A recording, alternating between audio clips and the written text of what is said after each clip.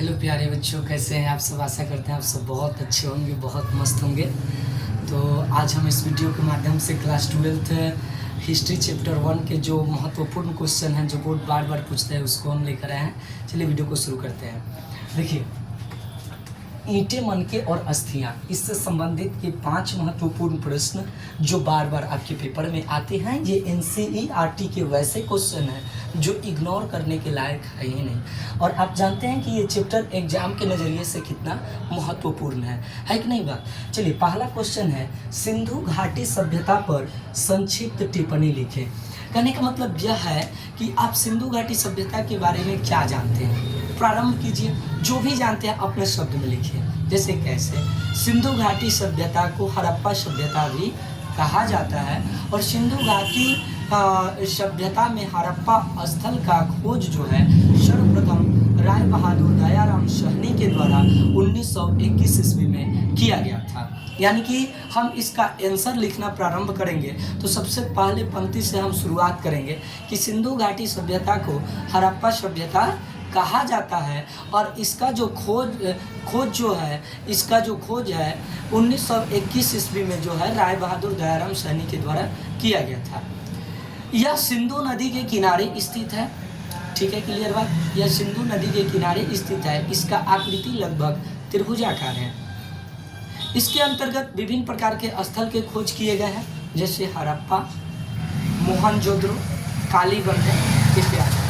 ठीक है, तो इसके बारे में जो है हम इस तरह से जो है टिप्पणी लिख लेंगे। ठीक, इसका जो इतिहास है लगभग हजारों वर्ष पुराना है ना। इसका इतिहास हजारों वर्ष पुराना है। क्लियर हो गया बात। सिंधु घाटी सभ्यता पर संक्षिप्त टिप्पणी लिखना है। शुरुआत कहाँ से करेंगे? सिंधु घाटी सभ्यता को हड़प्पा सभ्यता कहा जाता है, यहाँ से शुरू करेंगे। ध्यान रखिएगा, सिंधु घाटी सभ्यता को हड़प्पा सभ्यता कहते हैं। हड़प्पा सभ्यता कहते हैं। ठीक है, इसका इतिहास हजारों वर्ष पुराना है। इसका इतिहास हजारों वर्ष पुराना है ना। इसमें हड़प्पा स्थल का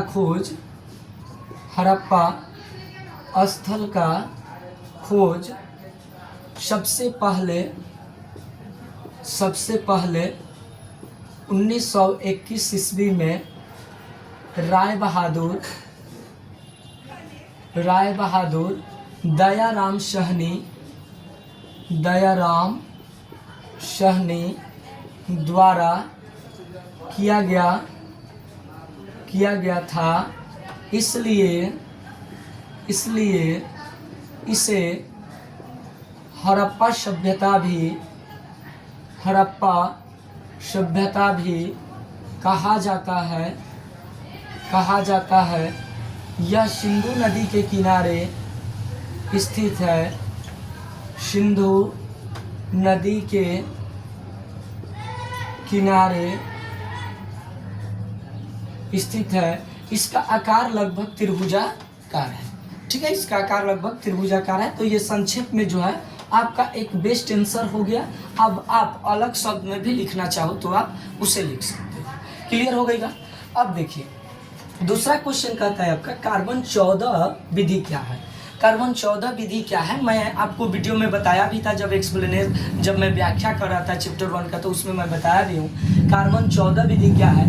यह इस विधि के द्वारा जो है जो भी अवशेष निकाला जाता है उस अवशेष में देखा जाता है कि कार्बन की कितनी मात्रा है। ठीक है, और उसके अनुसार उस वस्तु को उतना ही पुराना समझा जाता है। तो कार्बन 14 विधि वह विधि है जिसमें जो है वस्तुओं में स्थित कार्बन की मात्रा के आधार पर यह पता किया जाता है कि वह वस्तु कितनी पुरानी है।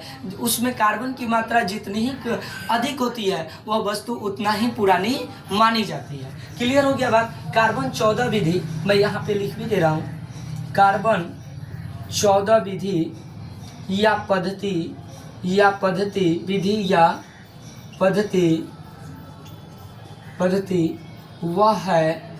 वह है जिसके द्वारा जिसके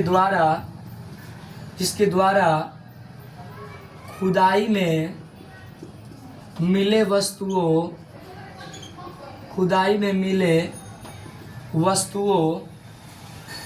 वस्तुओं का इतिहास पता किया जाता है, है ना। जिस वस्तु में या जिस वस्तु में या अवशेष में कार्बन की मात्रा अधिक होती है वह वस्तु उतना ही पुराना होता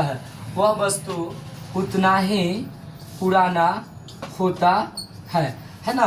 तो कार्बन 14 विधि या पद्धति वह है जिसके द्वारा खुदाई में मिले वस्तुओं का इतिहास पता किया जाता है। जिस वस्तु या अवशेष में कार्बन की मात्रा अधिक होती है वह वस्तु उतना ही पुराना होता है या उसे उतना ही पुराना जो है समझा जाता है। ये सेकंड नंबर प्रश्न का जो है आपको उत्तर मिल गया। उसके बाद पुरातत्व से आप क्या समझते हैं? देखिए, पुरातत्व वह विज्ञान है जिसके द्वारा इतिहास की जानकारी मिलती है। तो ये तो बहुत ही सिंपल है कि पुरातत्व वह विज्ञान है। ये दूसरे का उत्तर हो गया, ये फर्स्ट का उत्तर हो गया, ठीक है। और यहाँ पे मैं थर्ड का उत्तर लिख रहा हूँ। पुरातत्व वह विज्ञान है जिसके द्वारा इतिहास का पता लगाया जाता है।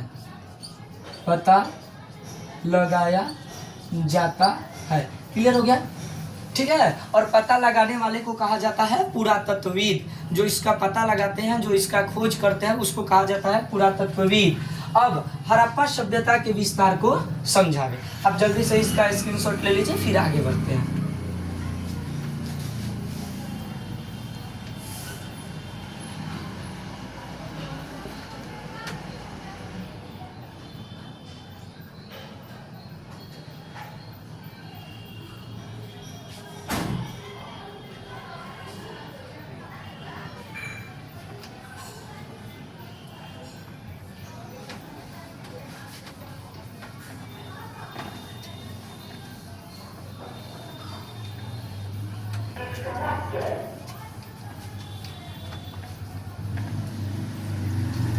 देखिए, हमें पता करना है से हड़प्पा सभ्यता के विस्तार को समझावे, यानी कि इसका विस्तार कहाँ तक था, है ना। तो अगर हम बात करें जो हड़प्पा सभ्यता है, हड़प्पा सभ्यता जो है इसके विस्तार की हम पता करें, है ना। इसके विस्तार के बारे में अगर हम जानकारी लें तो हमें मालूम होगा कि हड़प्पा सभ्यता के जो है उत्तर में जम्मू, दक्षिण में द्यामाबाद, है ना। अगर हम पता करेंगे हड़प्पा सभ्यता के विस्तार के बारे में, ठीक है, हड़प्पा सभ्यता के विस्तार के बारे में हम देखें।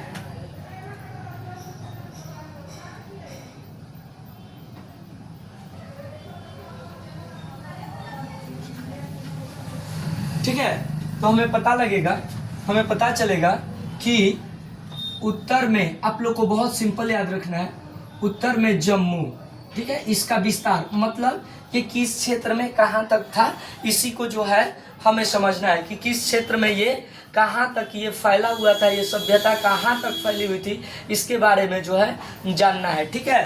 तो उत्तर में जम्मू, यानी कि कहेंगे उत्तर में मांदा, और मांदा क्या है, ये जम्मू है। और इसके बाद दक्षिण में द्यामाबाद, ठीक है भाई, दक्षिण में द्यामाबाद कहाँ है जी, महाराष्ट्र में, ठीक है जी, महाराष्ट्र में। हम विस्तार के मतलब क्या कि ये क्षेत्र यहाँ से कहाँ तक फैली हुई है, यानी कि जो ये हड़प्पा थी ना, यहाँ पे जो स्थल था ये कहाँ तक जो है चारों दिशाओं में कहाँ तक फैला हुआ था, यही होता है विस्तार। ये कहाँ तक फैला हुआ था, इसी के बारे में, इसी को कहते हैं विस्तार कि ये कहाँ तक फैला हुआ था, ठीक है जी। ये कहाँ तक जो है फैला हुआ था, इसके बारे में जो है हमें पता करना है। और पश्चिम में जो है पश्चिम में शुत्का गेंडोर,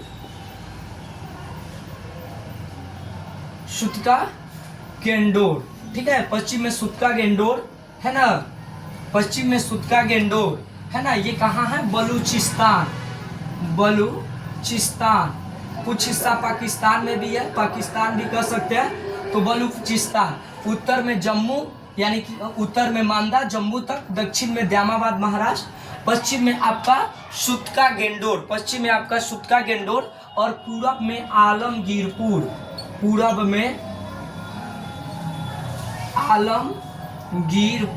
ठीक है। यही हो गया इसका विस्तार, ठीक है। यही हो गया आपका विस्तार, ठीक है। कैसे याद करेंगे कि हड़प्पा सभ्यता के विस्तार को कैसे समझाएंगे कि हड़प्पा सभ्यता जो है उत्तर में जम्मू तक, दक्षिण में द्यामाबाद तक, पश्चिम में शुत्का गेंडोर तक और पूरब में आलमगीरपुर तक जो है फैला हुआ था। इसका आंसर हो गया। अब हड़प्पा सभ्यता के पतन के कारणों को लिखें। इसके पतन के क्या क्या कारण थे? तो अलग अलग मान्यता है। जैसे देखिए, सिंधु नदी में बाढ़ आ गई थी, जिससे ये क्या हुआ था? डूब गया था। ये पूरा शहर जो है डूब गया था। तो ये कारण हो गया कि बाढ़ आने के कारण ये पूरा शहर डूब गया था। तो पतन का ये कारण हो गया। दूसरा कारण अब कि जैसे कि आग लग गई थी, है ना, आग लगना। दूसरा कारण बताया जाता है आग लगना, या कुछ युद्धों का प्रभाव भी इसमें माना जाता है कि कुछ युद्ध हुआ था जिसके वजह से ये जो सभ्यता है ना, ये सभ्यता जो है ये खत्म हो गया था। युद्ध के माध्यम से जो है ये सभ्यता क्या हो गया था? खत्म हो गया था। इसके पतन के कई कारक मिल जाते हैं। हड़प्पा सभ्यता के पतन के बारे में सबसे पहला आता है कि बाढ़ आ गई थी, सिंधु नदी में भयंकर बाढ़ आ गई थी, जिससे इस सभ्यता जो है उस नदी में डूब करके पूरा खत्म हो गया। उसके बाद आग लगना, यानी कि ऐसी मान्यता है कि भयंकर आग लगी थी जिसके कारण से ये डूब गया था। उसके बाद कुछ युद्धों का प्रभाव, अलग अलग इतिहासकार ये भी कहते हैं कि भूकंप आया था जिस कारण से ये जमीन के अंदर जो है ये सभ्यता क्या हो गई? धंस गई थी, ठीक है। तो ये 5 महत्वपूर्ण क्वेश्चन ऐसे हैं जो आपके पेपर में बार बार पूछे जाते हैं चैप्टर 1 के। तो चैप्टर 1 का अगर आप इतना सब्जेक्टिव क्वेश्चन कर लेते हो तो आपका बोर्ड एग्जाम जो है काफी क्लियर हो जाएगा, ठीक है। मिलते हैं अगले वीडियो में।